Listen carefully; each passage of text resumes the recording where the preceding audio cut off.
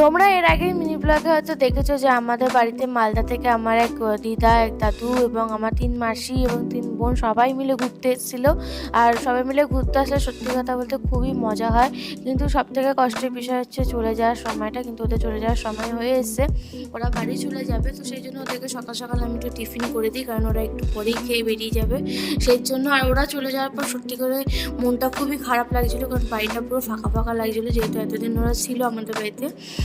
আর এর মধ্যে আমার এক পিসির বার্থডে ছিল, তো আমাদের নিচের রুমগুলো ফাঁকা থাকার কারণে তো আমি বলেছিলাম যে আমাদের নিচের রুমেই তুই তোর বার্থডেটা সেলিব্রেট কর। তো সেখানেই খুব সুন্দর করে বেলুন দিয়ে ডেকোরেশন করা হয় এবং বার্থডে সেলিব্রেট করা হয়।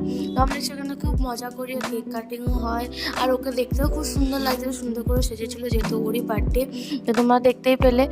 তারপর আমরা এখানে অনেক গল্প গুজব করি, কেক টেক খাই, তারপরে আমরা অনেক রাত হয়ে যাওয়ার কারণে আমরা খেতে বসে পড়ি।